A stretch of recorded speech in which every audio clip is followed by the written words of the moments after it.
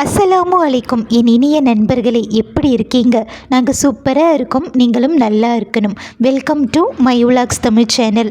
இந்த வீடியோ கண்டிப்பாக உங்களுக்கு இன்ட்ரெஸ்டிங்காகவும் அதே நேரத்தில் யூஸ்ஃபுல்லாக இருக்குங்க. ஸ்கிப் பண்ணாமல் பாருங்கள். இதுதான் என்னுடைய வீடியோவை நீங்கள் ஃபஸ்ட் டைம் பார்க்குறீங்கன்னா ப்ளீஸ் சப்ஸ்கிரைப் பண்ணிவிட்டு பாருங்கள். இப்போல்லாம் பார்த்திங்கன்னா நம்ம வீடியோவுக்கு நிறைய கமெண்ட்ஸ் வருது. 1-2 கமெண்ட்ஸ் ஒரு வீடியோவுக்கு கண்டிப்பாக வந்துடுதுங்க. படிக்கும்போது ரொம்ப ரொம்ப ஹாப்பியாக இருக்கும். கலைவாணி அப்படின்றவங்களும் அப்புறம் பார்த்திங்கன்னா அசன் சாஜனா அப்படின்றவங்களும் நம்மளுக்கு ரெகுலராக கமெண்ட் பண்ணிகிட்ருக்காங்க. ரொம்ப ரொம்ப தேங்க்ஸ் சிஸ்டர். ரொம்ப ரொம்ப ஹாப்பியாக இருக்குது.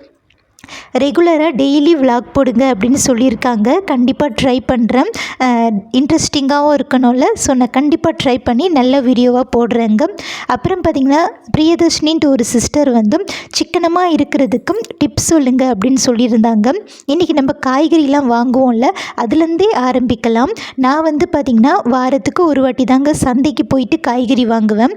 நீங்களுமே பார்த்திங்கன்னா நம்ம தெருவில் இருக்க கடையிலையோ இல்லை பக்கத்தில் இருக்க கடையிலையோ வாங்காதீங்க.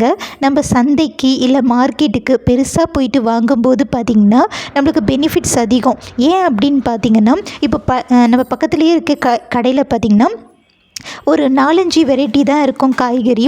அதுலேருந்து ஏதாச்சும் ஒரு 2-3 தான் நம்ம வாங்கிட்டு வர மாதிரி இருக்கும்.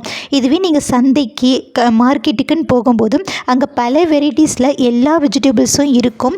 அப்போது அந்த அன்னைக்கு நம்மளுக்கு எது சீப்பாக கிடைக்குதோ அந்த வெஜிடபிள்ஸை நம்ம வாங்கிட்டு வந்துடலாங்க. அப்போ நம்மளுக்கு காசு வந்து கம்மியாக இருக்கும். இதே பக்கத்து கடையிலனா 20 ரூபா சொன்னாலும் 40 ரூபா சொன்னாலும் கண்டிப்பாக வாங்கி தான் ஆகணும். இதுவே நீங்கள் பெருசாக போயிட்டு வாங்கும்போது அங்கே நிறைய வெரைட்டிஸ் இருக்கும். அப்போ பார்த்திங்கன்னா எது அந்த டைமில் சீப்பாக இருக்கும் அந்த வெஜிடபிள்ஸாக பார்த்து நம்ம வாங்கிட்டு வரலாங்க. அப்போ நம்மளுக்கு காசு மிச்சமாகும். நெக்ஸ்ட்டு பார்த்திங்கன்னா நான் வந்து வாரத்துக்கு ஒரு வாட்டி தான் காய்கறி வாங்குவேன். ஒரு 5 காய் வாங்கினேன் அப்படின்னா அதுக்கு ஈக்குவலாக பார்த்திங்கன்னா கீரை வாங்கிப்பேங்க. கீரை உடம்புக்கும் நல்லது. அதே நேரத்தில் பார்த்திங்கன்னா கீரை வந்து மேக்ஸிமம் 10 ரூபா 15 ரூபா தான் இருக்கும். ரேராக தான் பார்த்திங்கன்னா 20 ரூபா 25 ரூபான்ட்டு இருக்கும்.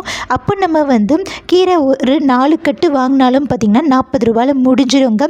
ஒரு காய்கறி பார்த்திங்கன்னா ஒரு 5 வாங்கினோம் அப்படின்னா ஒரு 50 ரூபா இல்லை 15 ரூபா அப்படின்னா ஒரு 70 ரூபா அப்படின்னே முடிஞ்சிக்கும்.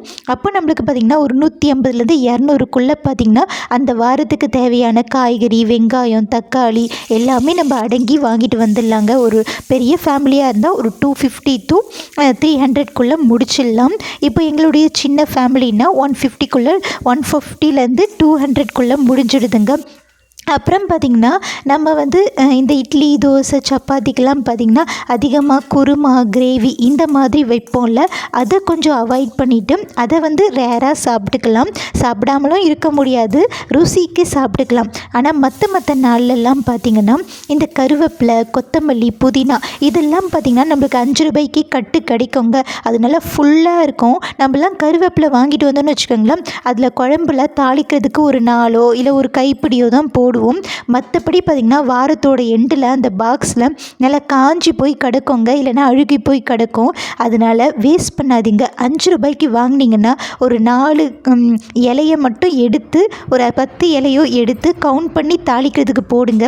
ஏன்னா நம்ம அது தாளிக்கிறதுக்கு போட்டாலும் அது தூரமாக வச்சுட்டு சாப்பிடுவோம், எடுத்து போட்டு தான் சாப்பிடுவோம். ஸோ வேஸ்ட்டாக தான் போகும். ஒரு 4 இலை 5 இலை மட்டும் தாளிக்கிறதுக்கு போட்டுட்டு மற்றபடி பார்த்திங்கன்னா இந்த மாதிரி கருவேப்பிலை சட்னி, கருவேப்பிலை பொடியாக அடித்து வச்சுக்கிட்டிங்கன்னா நம்மளுக்கு வந்து அது ஒரு டைமுக்கு யூஸ் ஆகுங்க. சரி, இது ஈஸியாக இவ்வளோ சீப்பாக கிடைக்குதே, இதில் பெனிஃபிட்ஸ் இல்லையா அப்படின்னு கேட்டிங்கன்னா அதுதாங்க இல்லை. செம்ம பெனிஃபிட்ஸ் இருக்குங்க. நீங்கள் வேணாலும் செக் பண்ணி பாருங்கள். கருவேப்பிலையாகட்டும், கொத்தமல்லியாகட்டும், புதினாவாகட்டும் ட்ரை பண்ணி பாருங்கள் ஃப்ரெண்ட்ஸ்.